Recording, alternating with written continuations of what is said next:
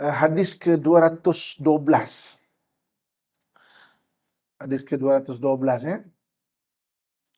Bismillahirrahmanirrahim. Wa an Abi Hurairah radhiyallahu anhu qala Rasulullah sallallahu alaihi wasallam ma jalasa qaumun fi masjidin min masjidillah yatluna kitaballah wa yatadarasunahu bainahum illa nazalat alaihimus sakinah wa ghashiyatuhum rahmah wa khaffathumul malaikah wa dzakarahum Allahu fi man 'indah wa man batta'a bihi 'amaluhu lam yusri' bihi nasabuhu.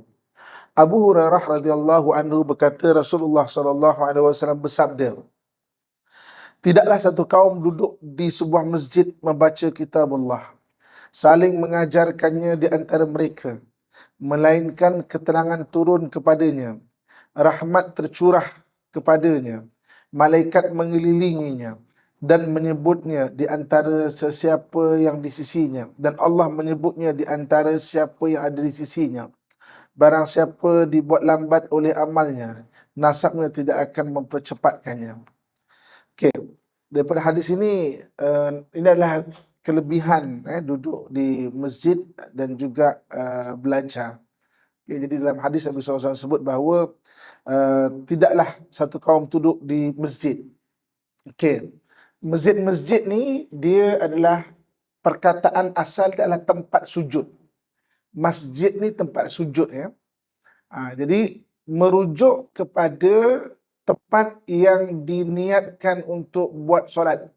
Okey, jadi kalau ada dua, satu masjid yang dibuat solat Jumaat, satu lagi masjid yang tidak dibuat solat Jumaat.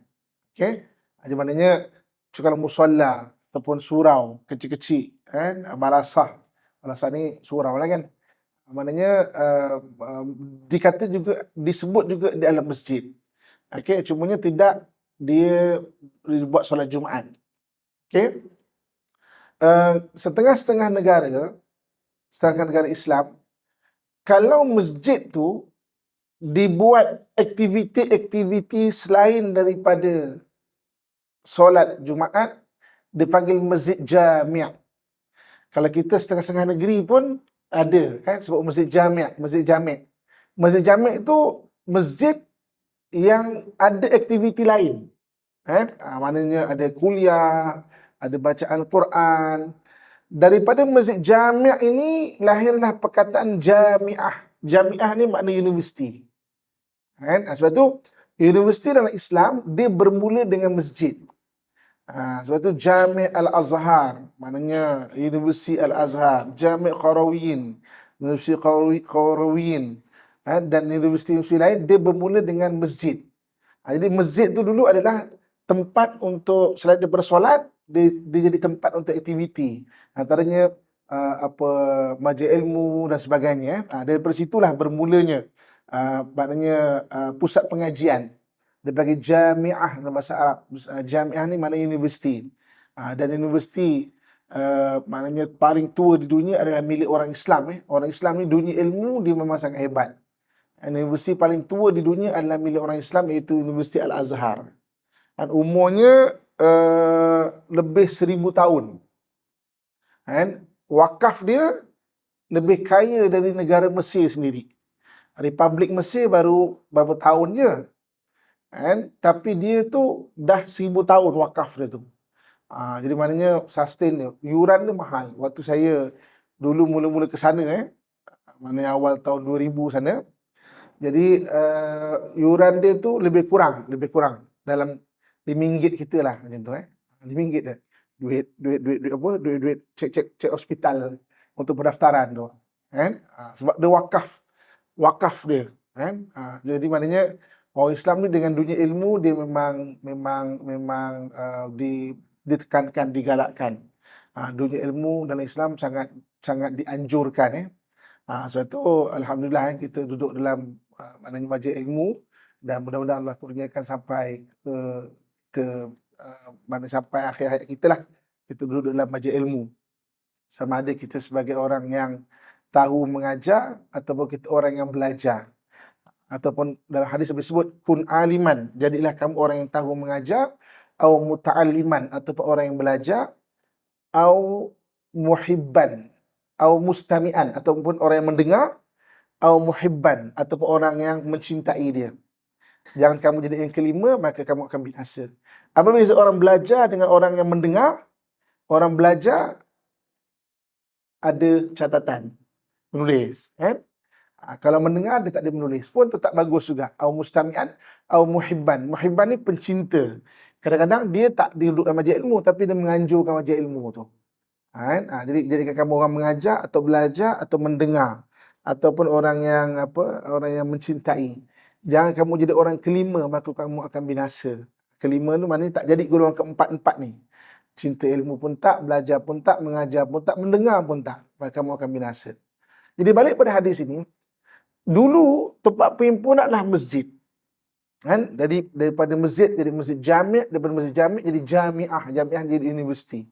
Kan? Jadi barang siapa yang duduk di masjid, ni ceritanya tempat sujud ataupun tempat sembahyang.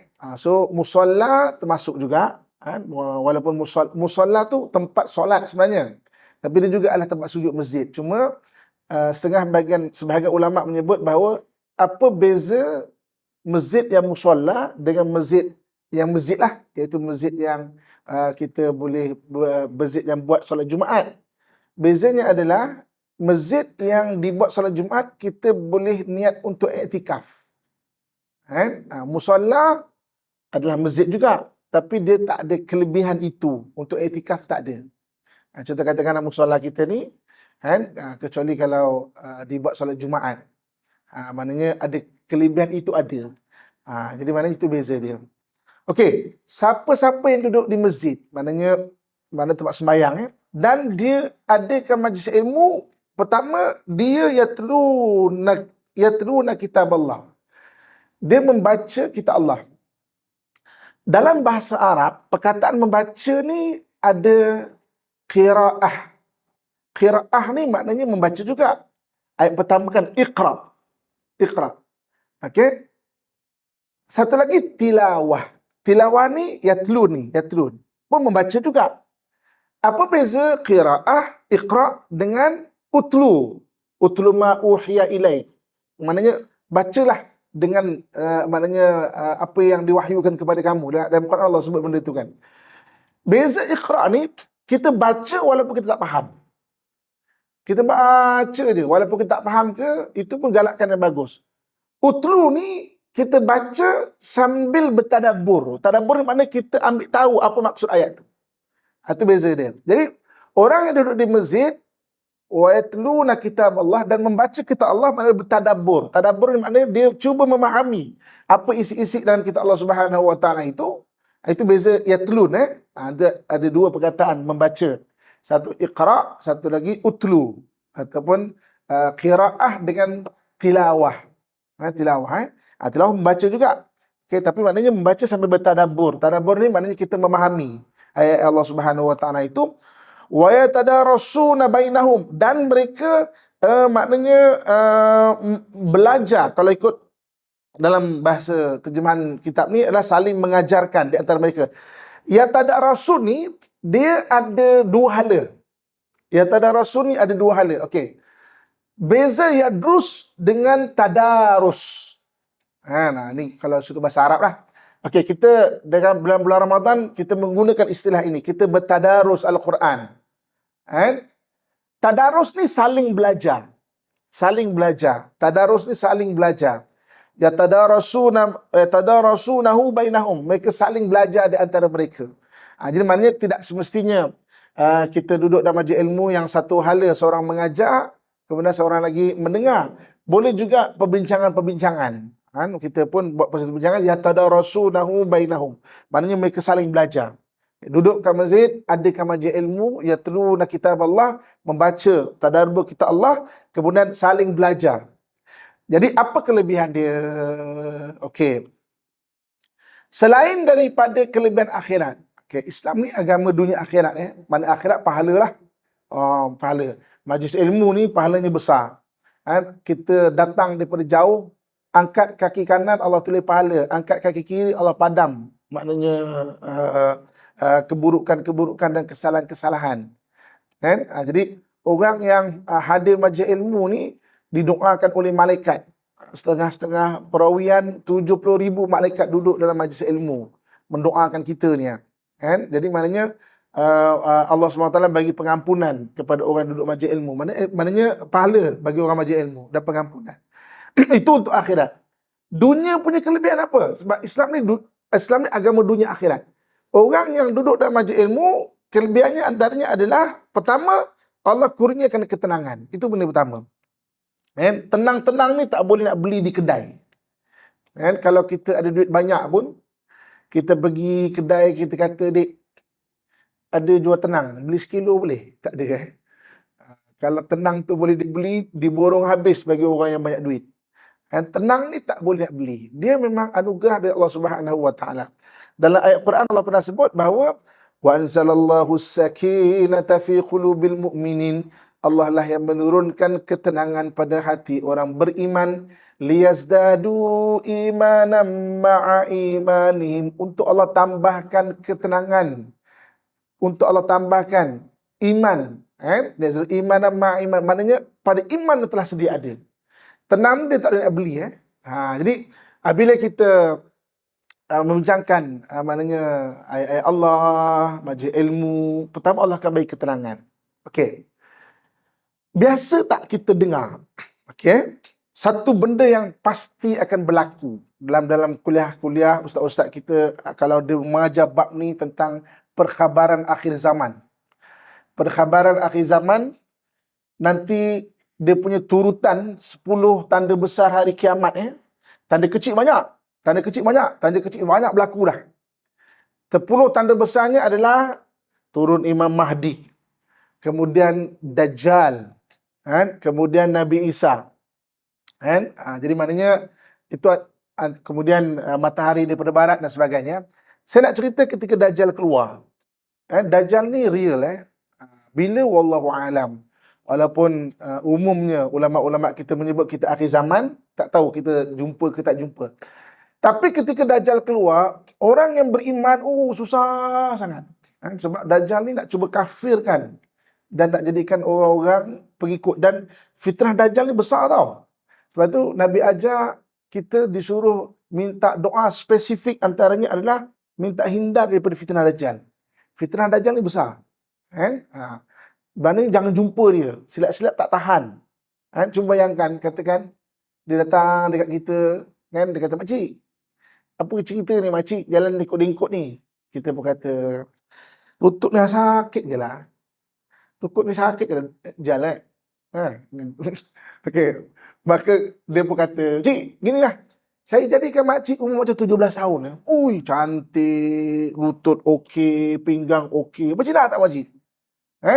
Betul ke Rijal? Betul. Rijal, betul ke Rijal? Betul. Betul, cik? Okey. Kalau percaya puan, betul jadi, macam jadi ikut saya boleh tak? Maka dia pun buat, kita betul jadi muda 17 tahun. Oi, senang ke? Dia punya fitnah tu, susah tau.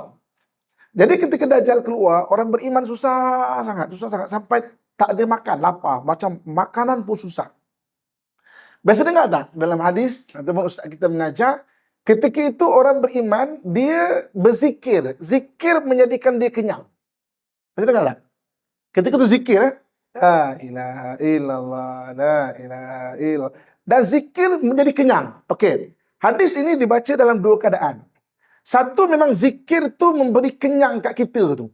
Macam kita buat benda yang kita suka, kadang-kadang tak ingat makan. Tak ingat makan, terlupa lapar tu. Mana zikir tu sendiri menjadikan kita kenyang. Yang keduanya adalah zikir tu memberi ketenangan sampai kita boleh berfikir usaha untuk kelangsungan hidup. Sebab orang kalau dia kepalanya panas, anxiety ataupun depression, dia tak boleh nak fikir. Dajjal keluar, anxiety, macam mana nak buat dia? Dajjal datang lah. Anxiety, depression, dia tak boleh fikir. Macam hari ni lah orang, kalau dia diuji dengan anxiety, kan duduk seorang-seorang, rasa sesak nafas, ataupun orang depression, duduk seorang-seorang, tak boleh buat apa. Tak boleh kerja, tak boleh apa. Jadi zikir memberi dia tenang. Bila dia tenang, kepalanya lapang, kepalanya sejuk, dia boleh berfikir. Dajjal ni keluar, kita nak makan pun susah, nak pergi kedai pun susah ni. Habis nak buat macam mana? Kita tanamlah ubi lah, apa-apa yang paling senang ni. Jadi dia boleh berfikir sebab tenang tu. Jadi tenang ni benda yang besar sebenarnya.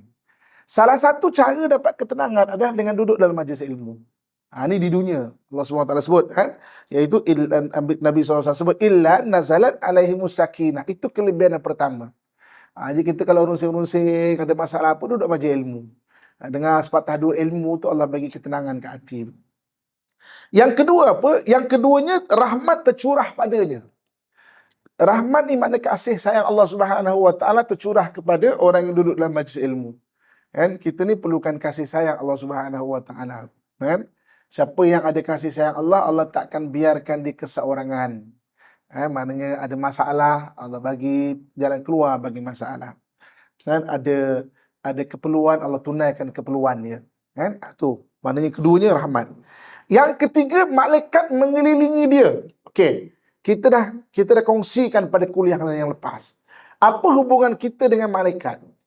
Malaikat dengan kita ni ada 3 benda. Kan? Yang pertamanya, malaikat ni mendoakan kita. Malaikat ni mendoakan. Hubungan kita dengan malaikat ni ada 3. Pertama, dia mendoakan kita. Yang keduanya, dia membisikkan ilham. Dia membisikkan ilmu ataupun ilham kepada kita ni. Okey, itu yang kedua. Sebab tu saya yakin sangat orang duduk dalam majlis ilmu, ada yang dapat ilmu yang dibincangkan. Duduk salin, okey. Ada orang duduk dalam majlis ilmu tak dapat ilmu, tapi dapat pahala. Kan? Sebab duduk majlis ilmu tapi kepalanya ke lain. Menipu laki ni sekarang ni, pandai ni. Mungkin tua kan menipu ni, jagalah. Maknanya kepala tu ke lain. Tapi boleh pahala, tetap boleh pahala. Tak dapat ilmu sebab kepalanya ke lain. Dan ada orang duduk majlis ilmu, dia dapat lebih daripada apa yang kita bincangkan. Saya yakin sangat antara kita, ujung kelas ni, dia boleh faham benda yang lebih daripada kita bincang. Kita tak bincang benda tu. Dia dapat macam ni, dapat idea. Dapat ilham. Jadi malaikat yang keduanya, dia hubungan dengan kita adalah dia membisikkan ilham. Dan yang ketiga, malaikat ni membantu kita dengan jalan kita tak perasan. Kan? Dia real wujud malaikat. Kan? Dalam Quran Allah sebut kisah ketika peperangan Badar. Bagaimana Allah SWT turunkan malaikat-malaikat. Kan? Waktu tu orang Islam pun tak perasan. Dia tu dibantu. Dia sedang dibantu, dia tak perasan tu. Bayangkan 313 lawan 1,000 orang. 1,000 orang lengkap dengan kelengkapan peperangan. 313 ni pedang pun tak cukup. Pagi tu Nabi kata siapa tak ada pedang pergi pegang pelepah tamar. Pelepah tamar ni ibu agak pukul pun putus, tahan pun putus tau. Tapi aku baru pukul pengsan. Pelik tamar ni baru berayun. Rupanya ada malaikat kat situ. Jadi maknanya orang duduk majlis ilmu dikelilingi malaikat. Malaikat tu tadi hubungannya apa? 3. Okey. Apa lagi kelebihannya? Allah menyebutnya di antara siapa di sisinya. Allah SWT menyebut. Jadi Allah menyebut-nyebut nama kita. Maknanya Allah mengingati kita lah. Sebab kita ni ingat Allah Subhanahu Wa Taala. Majlis ilmu ni kan antara majlis yang mengingati Allah. Jadi kita ni mengingati Allah, Allah mengingati kita. Kan? Dan itu antara kelebihan dia. Dan Allah SWT sebut, dan Nabi SAW sebut, barang siapa dibuat lambat oleh amalnya, nasabnya tidak akan mempercepatkannya. Maksudnya, orang yang malas nak beramal, barang siapa lambat dengan amalnya, malas buat amal, nasab tidak akan membantunya. Sekalipun dia keturunan Rasulullah, sekalipun dia keturunan orang yang baik-baik, sekalipun dia keturunan ulama, tapi dia malas nak beramal, nasab tak membantu dia. Sendiri kena buat amalan. Sendiri kena buat amalan. Jadi maknanya, ini juga lah, kalau dia kata ke orang yang majlis ilmu duduk, itu kelebihan dia, dapat ketenangan, dapat rahmat, malaikat mengelilinginya, Allah menyebut-nyebut namanya. Ada malas juga. Maka Nabi kata orang yang malas nak buat amalan, maka nasab tak akan membantunya. Jadi maknanya alhamdulillah kita terus duduk dalam majlis ilmu.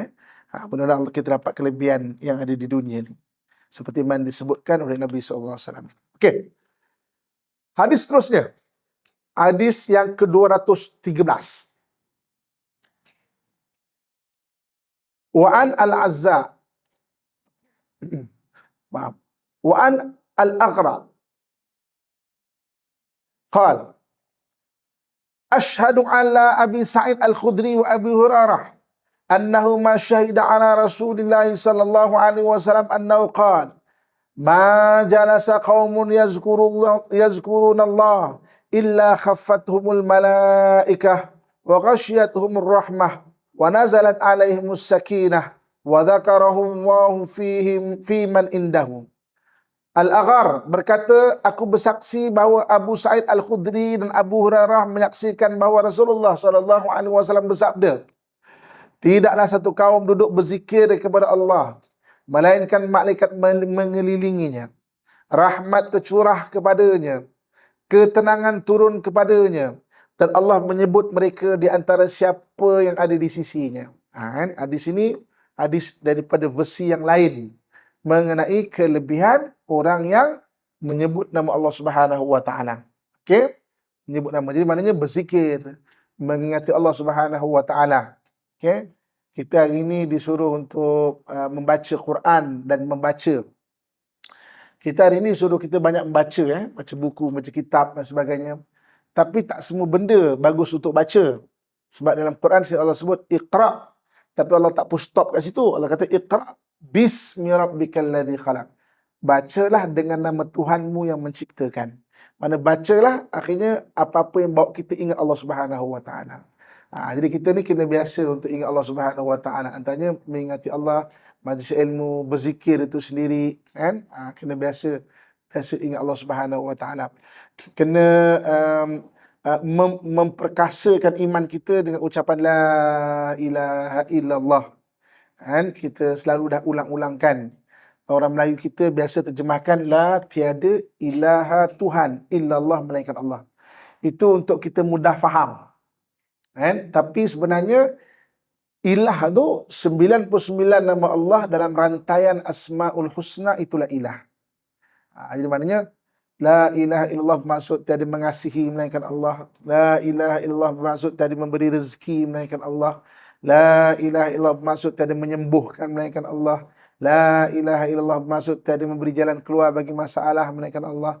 La ilaha illallah bermaksud tiada segala-galanya melainkan Allah. Tu hati kita ni kena zikirkan selalu. La ilaha illallah. Saya pernah kongsikan pada kelas yang lepas. Tak tahu siapa dah pernah buat. Kan? Nanti tak percaya malam-malam. Kan? Zikir la ilaha illallah ni bukan menghabiskan biji tasbih tau. Ada orang nak menghabiskan bilangan tu. Bagus juga. Sebab amal ni lagi banyak, lagi bagus. Tapi bukan semata-mata itu. Okey? Lagi bagus, tak banyak tapi kita hayati maksud dia. Ada orang kena nak menghabiskan biji tasbih ni kan. Habiskan 100 orang. Kan? Jadi maknanya bagus. Tapi bagus dia pelan-pelan. La ilaha illallah. Masukkan hajat kita apa. Kalau hari ini mungkin tengah kesulitan rezeki, tiada memberi rezeki melainkan Allah. Tiada memberi rezeki melainkan Allah. Kalau mungkin tengah sakit, la ilaha illallah. Tiada penyembuh melainkan Allah. Tiada penyembuh melainkan Allah. Kan? Kalau hari ini mungkin tengah gaduh dengan laki atau dengan isteri kan. La ilaha illallah. Tiada menyayangi melainkan Allah. Tiada menyayangi melainkan Allah. Zikir la ilaha illallah. Kan? Kalau kita tengok dekat Andalusia. Andalusia ni negeri selatan Eropah. Kan? Dekat tiang-tiang tu, tiang-tiang istana ke tempat tentera diterjemahkan terus. La ghalib illallah. Tiada yang mengalahkan melainkan Allah. Jadi setiap kali tentera, setiap kali orang ramai masuk, pergi istana, pergi mana, nampak benda tu. Kat tiang-tiang tu. La ghalib illallah. La ghalib illallah. Tiada mengalahkan melainkan Allah. Dan selagi ketika orang Islam berpegang dengan benda tu, selagi tu mereka kuat. Ketika mereka telah melupakan perkataan la ilaha illallah, dia lemah. Itu yang akhirnya Andalusia tombang. Kan? Kepada tentera salib pada tahun 1492 Masihi. Kan? 1492 Masihi. Tak berapa tahun sebelum Melaka tombang. Melaka tombang 1511. Kan? Ini 1492 92. Jadi la ilaha illallah. Dan walaupun ketika Melaka tumbang, cuba bayangkan kita anak-anak kita belajar dekat tingkatan 3. Kenapa Portugis datang dekat tanah Melayu kita ni? Ini kalau cerita pasal tanah Melayu ni menarik juga tau. Okey. Tanah Melayu ni disebut oleh Ptolemy. Ptolemy ni sekitar tahun kedua Masihi. Ptolemy, P-T-O-L-E-M-Y, Ptolemy. Ada orang sebut Ptolemy, kan? Maknanya, tapi itulah ejaan nama dia kan, Ptolemy. Dia memanggil semenanjung tanah Melayu ni sebagai The Golden Kersani. Cuba nanti boleh buat rujukan knowledge review kita, Google Golden Kersani. Maknanya semenanjung emas. Semenanjung emas. Dia yang menyebutkan bahawa tempat kita ni memang banyak emas. Jadi memang Mak Saleh ni dulu datang negara kita memang gold, glory, gospel. Memang emas dan bertantan emas diangkut daripada negara kita ni. Bertantan. Daripada Raup, daripada Bentung, daripada mana, daripada semuanya tanah Melayu. Sebab tanah Melayu ni memang banyak emas. Dia datang gold. Memang mengangkut emas daripada kita ni. Glory, dia memang nakkan satu image kemenangan. Dan satu lagi gospel, dia nak mengkristiankan kembali bangsa-bangsa timur. Gold dia berjaya, glory dia berjaya, tapi gospel dia tak berjaya. Dia tak berjaya. 1511 kita merdeka, tak ada cerita orang Melayu nak murtad, tak ada. Lepas merdeka banyak cerita. Auzubillah. Sebelum tak ada. Kenapa? Kalimah la ilaha illallah tu. La ilaha illallah tu dipasakkan pada anak-anak kita tu. Di mana la ilaha illallah ini ada isu kalimah Allah kan? Mana orang kafir dia nak guna nama Allah Subhanahu Wa Taala. Banyaklah pendapat ustaz kita berkata, kalau la in sa'altahum man khalaqas samawati wal ard la yaquluna Allah. Kalau kamu tanya mereka siapa menjadikan alam, maka mereka akan menyebut la yaquluna Allah. Maka mereka akan mengatakan Allah. Soalannya, hum kat sini balik pada siapa? Kalau kamu tanya mereka tu mereka siapa? Apakah mereka yang macam orang kita sekarang ni? Beza tu. Jadi ada orang baca ayat tu sekadar itu. Saya suka tanya kalau ustaz-ustaz yang dia menggunakan dalil ayat ini, saya suka tanya. Pertama sekali, wala in sa'altahum. Kalau kamu bertanya mereka siapa menjadikan alam, mereka akan menjawab Allah. Hum di sini hum siapa? Adakah hum seperti mana yang masyarakat kita ada sekarang? Beritahu dan kita akan dapat jawapan. Tanya dia. Yang keduanya, orang kafir nak guna nama Allah lah, nak gunalah. Tapi permohonan secara rasmi tak boleh dibagi. Kau nak menyebut lagu-lagu sultan kat Malaysia semua ada nama Allah kebanyakannya.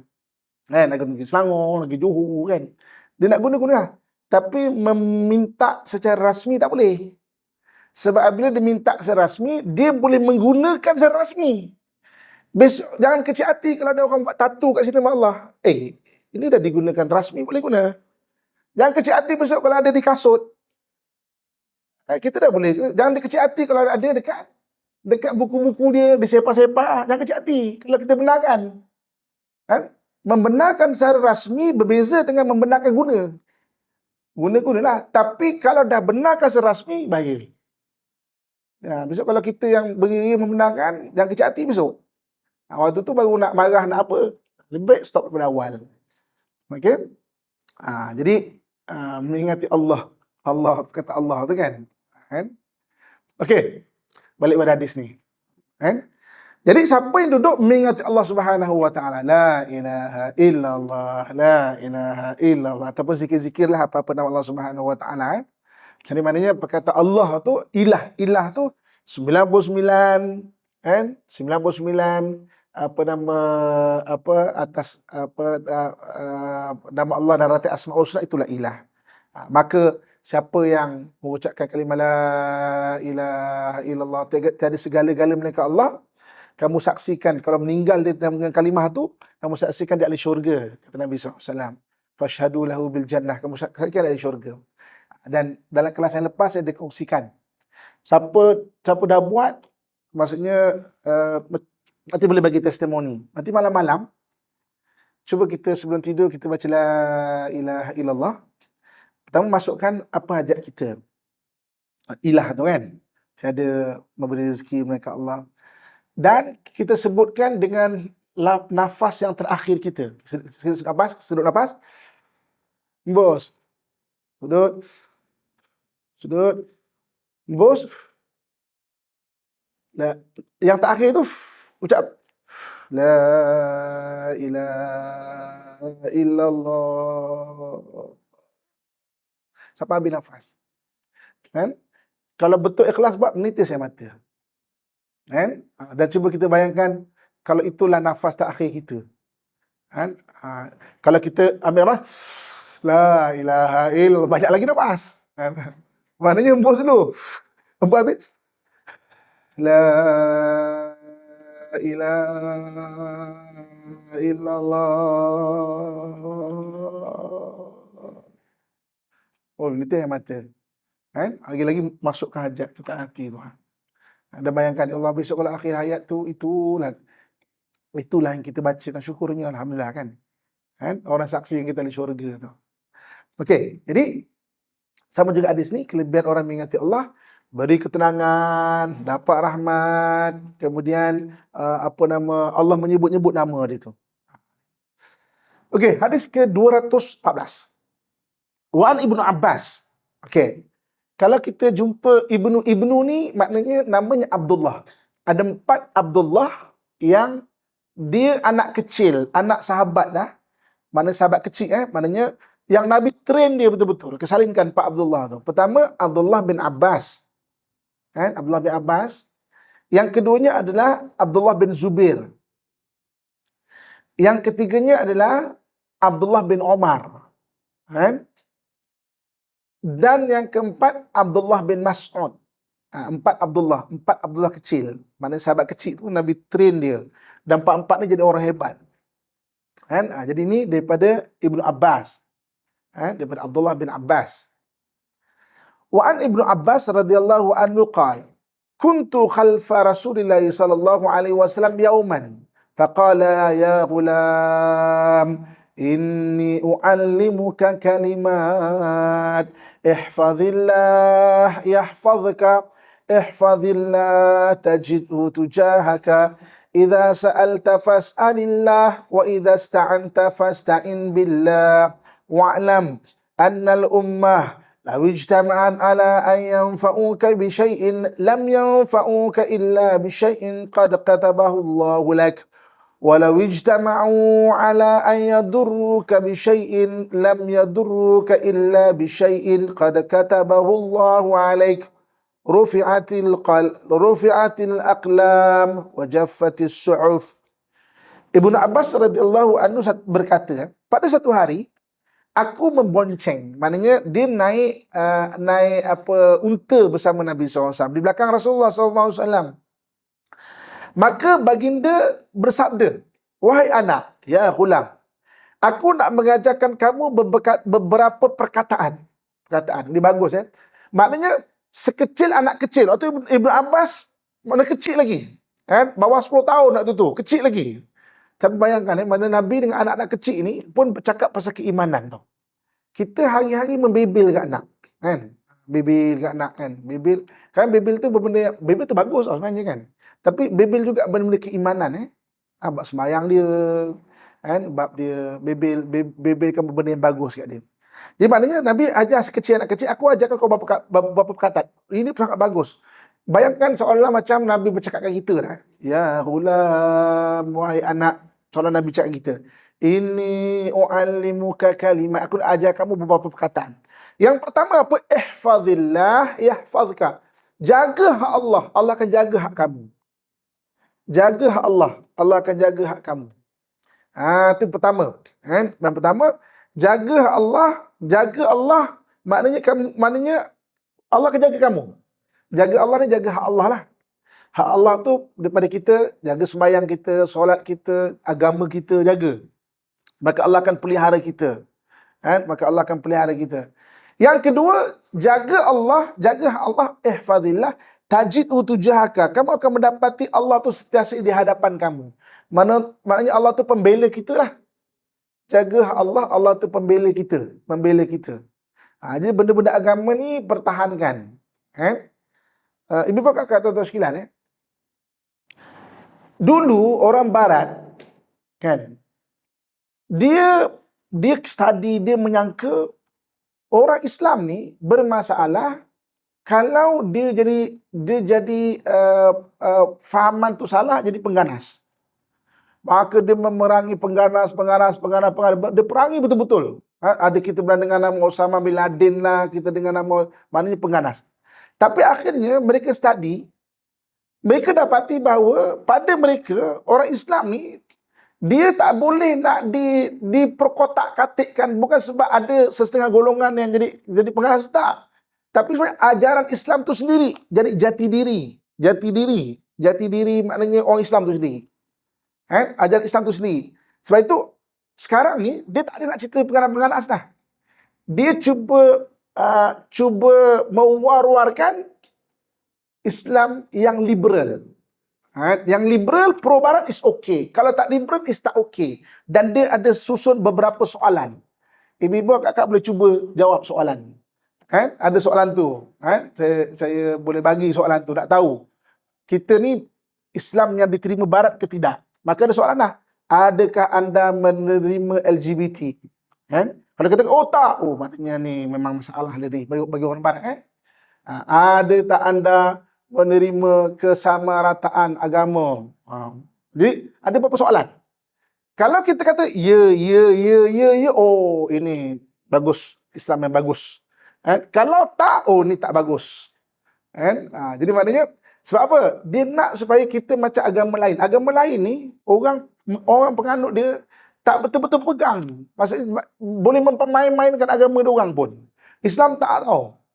Islam ni dalam hadis ni disebut, jaga hak Allah, Allah akan jaga hak kamu. Kita ni apa dalam hidup kita?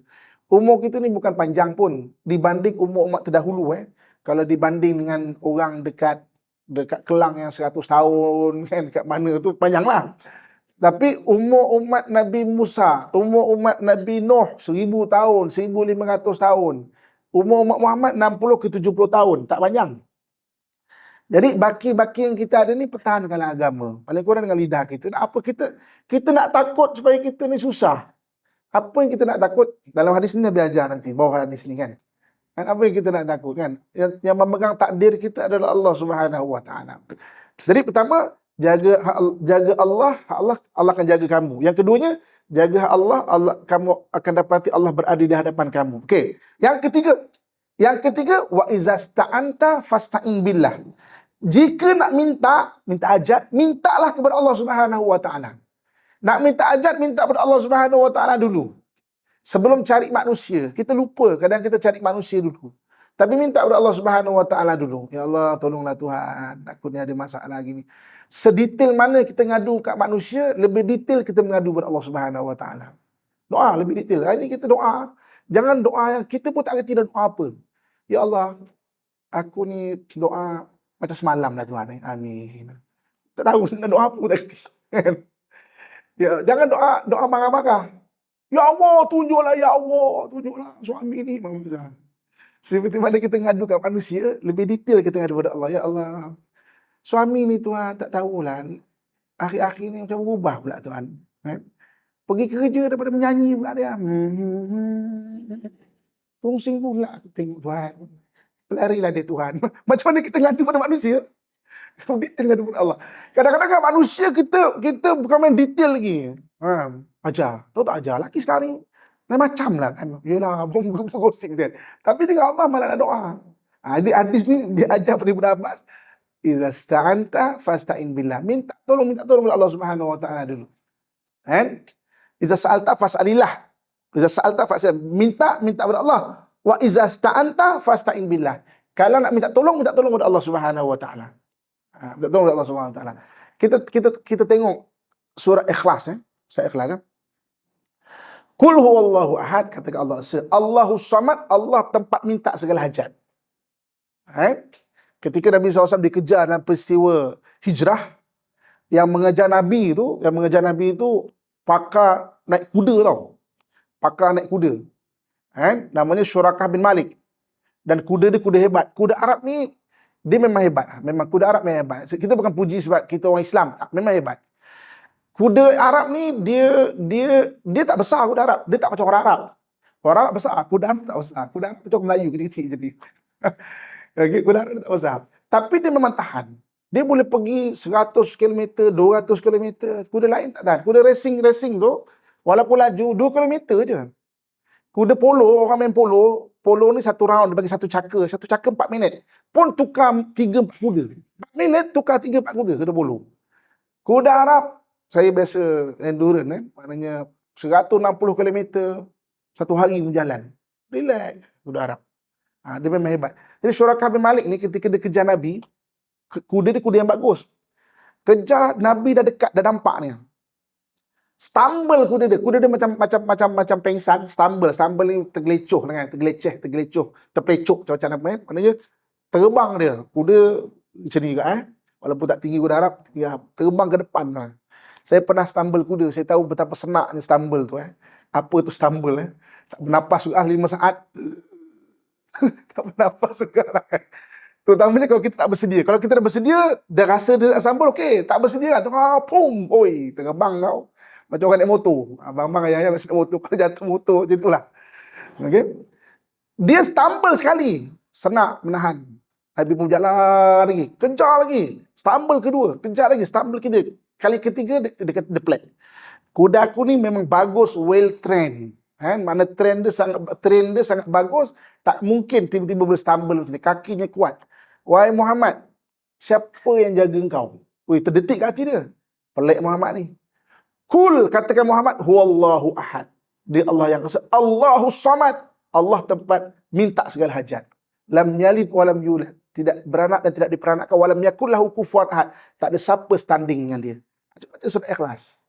Allahu samad tu. Jadi nak minta hajat kepada Allah Subhanahu wa taala. Minta angkat tangan. Seperti mana kita ngadu manusia, ngadu kepada Allah Subhanahu wa taala. Okey. Kemudian diajar. Ini bab yang penting juga. Wahai anak, ketahuilah. Wa'lam, ketahuilah. Jika semua umat, seluruh manusia sepakat untuk memberikan manfaat dengan sesuatu, maka mereka tidak boleh memberi manfaat kecuali dengan sesuatu yang telah Allah tetapkan untukmu. Satu dunia berkumpul nak tolong kita, takkan dapat kecuali apa yang telah Allah tetapkan pada kita. Dan seterusnya, jika mereka sepakat untuk membahayakanmu dengan sesuatu, maka mereka tidak boleh membahayakanmu dengan sesuatu kecuali apa yang telah Allah tetapkan ke atasmu. Pena telah diangkat. Maksudnya takdir kita ni telah dituliskan. Rufi'atil qalam wa jaffatis suhuf, dan lembaran-lembaran telah mengering. Jadi maknanya hidup kita ni ada takdir. Kita semua ni hidup berjalan atas takdir kita. Sebab itu kita kena minta kepada Allah takdir yang baik-baik. Doa yang paling banyak Nabi baca dalam hidup Nabi adalah doa minta takdir yang baik. Apa doa itu? Salinkan.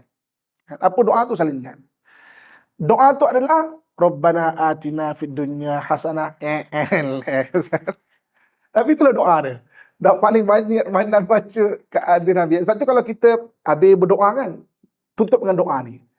Ingat tak kalau kita pergi umrah, pergi haji, kita tawaf kan, doa sampai dekat rukun Yamani tu, kan kita tutup dengan Allahumma rabbana atina fid dunya hasanah wa fil akhirati hasanah wa qina adzabannar wa adkhilnal jannata ma'al abrar ya aziz ya ghafar ya rabbal alamin.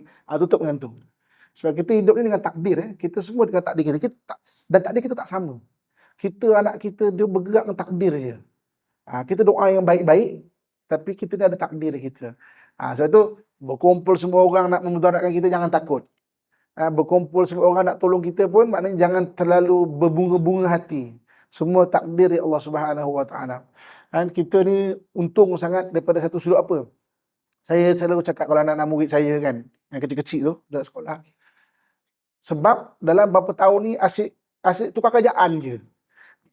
Satu hal tukar kerjaan, satu hal kita tengok ayat Quran, dapat tengok depan mata kan, bahawa Allah tu menaikkan siapa yang tu'til mulka man tasha' wa tu'izzu man tasha' wa tuzillu man tasha'.